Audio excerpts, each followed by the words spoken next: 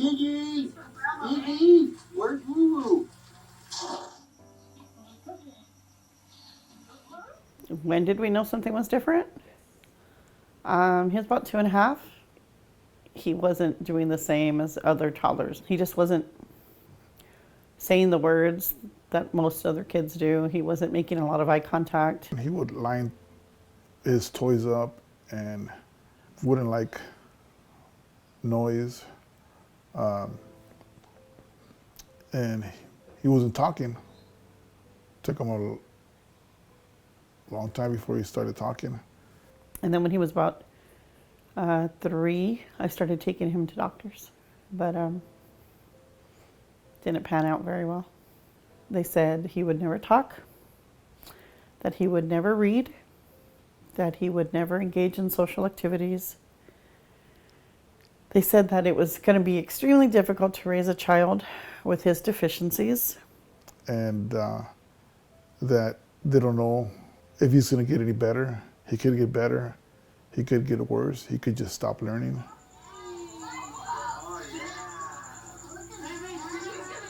I think Matthew knew that he was different.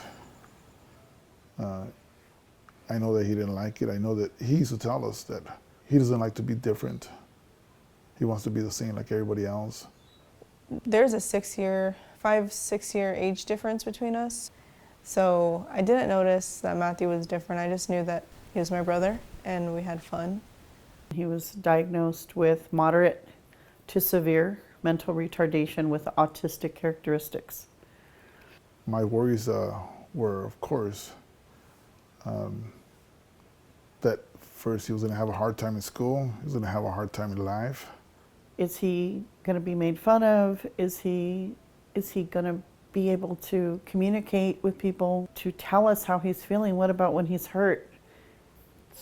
What type of quality of life is he going to have?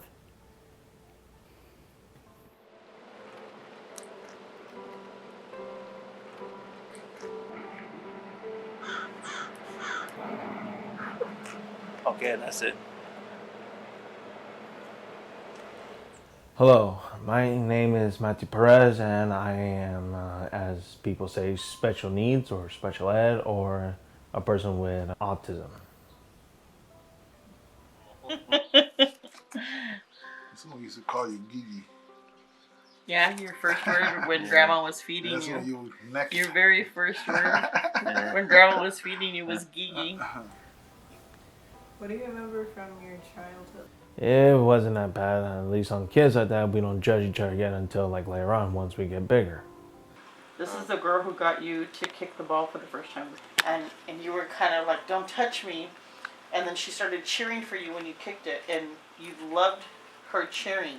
Just soccer and baseball. Those were the first two like that I remember playing. What was that one? Actually quite fun. It wasn't that bad, but it was just very confusing on some of the rules. I found AYSO had what they call Challenger Soccer League in Walnut. And Matthew didn't know what to do. He didn't know why he was there, and he didn't want to play with the other kids. One day, this little girl named Destiny, she grabbed his foot, she put the ball in front of him, and told him to kick the ball, and that got him to play with the other kids. So he became engaged after that. Yeah, he started opening up more. From AYSO, then we found a baseball league here in Covina. He started liking baseball with the Challengers League. He started talking a little bit more, just brought him out of his shell, give him more confidence. For sure give him more confidence. It seems like it's just fun for him. He's just running around and smiling, always with a smile. He was always happy, and he just wanted to play and enjoy being with Chopper and playing with all of us. Oh my God, it's the goals! The bullying was everywhere. From elementary school, junior high, high school. Middle school was pretty tough for him. The kids were meaner. What did you think about bullying? A nuisance. They would tease him and sometimes even hit him, and as a parent, it was tough for us to hear that. His third week of junior high, he got jumped. There was these two dudes. I went to the restroom like that. one raised me up and the other one was just like doing a little punching. Maybe they're just a little roughhousing, but I just didn't like it. It just like, what the hell, you picked me off all people. They took all his stuff. They took all his music, all his CDs. And poof, it was gone. I was like, I was pissed off, angry. Ugh. And Matthew just came home asking why. Why did they hurt me? Why didn't they just ask? But I remember telling Matthew, you know what, if they hit you, somebody hits you, you can hit them back. It's self-defense. And he's like, he got surprised that he can actually hit back. And he hit him back, and he was, Dad, he was all proud of himself. He said, Dad, I hit him, some kid hit me, and I hit him back so hard, he didn't want to hit me no more. And it was like kind of like WWE. I was saying, this is actually quite funny. And all of a sudden, they didn't bug me after that. He was better in high school, especially when he got into sports. But the real fun I actually had it was just wrestling. I went and talked to the coach. The coach said, yeah, it wouldn't be a problem. And that turned out to be his favorite thing. I remember this kid was one of the most flexible kids I have ever seen in my entire life. He was a monster. Every time we were very surprised to how good of a wrestler he was. He was super flexible, so it was very hard to keep him down. And he was crazy strong. The kid had ridiculous strength. But I say in wrestling, it actually helps out more of the individual. He always left that impression on me that he has that I'm not going to quit attitude. I'm just going to keep pushing. I have all these obstacles in front of me, but somehow I'm going to find my way to get through these things and continue on with life. He had a lot of fun being in the team, the wrestling team. I remember just having a blast with him in wrestling. All the seniors and juniors and even a little bit of sophomores that want to join us. We were like walking to the truck and they all charge at me and holding me down like a fish. So, and everyone got all my legs, my arms. They got my head and they shave a damn heart on my head, on my side of my head right here, a heart. And I'm like, might as well shave it then. It was just funny as hell. It was always fun, especially just the jokes he would crack. They were always inappropriate, which always made us laugh. I think he got all of his confidence and his independence from wrestling. I think wrestling really made him feel like that's where he belonged.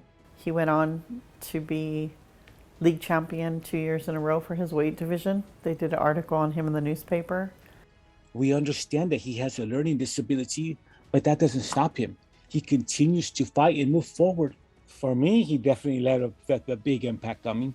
So I'm a special needs instructor, and I know that just interacting with him changed the way I view the world. We all think that something is wrong with people with autism. Maybe they think something is wrong with us normal people. He exceeded all of our expectations beyond anything we could ever imagine for him. I'm thankful that Matthew's come a long way.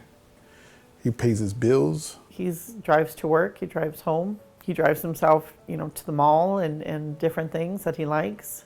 He washes his own clothes. He cooks for himself. His heart for people is big. He loves people. He really does. Sometimes a little bit airheaded, hot-headed, but with a kind heart like that most of the time, and also that knows between right and wrong. We're proud of how far he's come.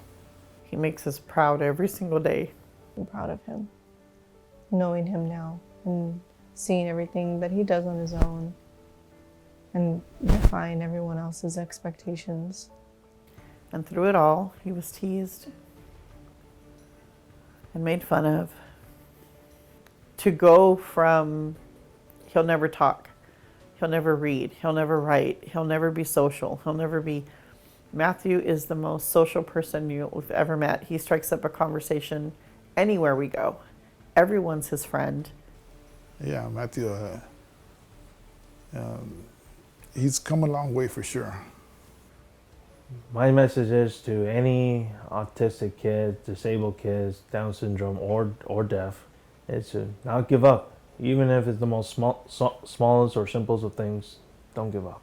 Just keep on fighting, even if a lot of people tell you, nope, you ain't gonna make it.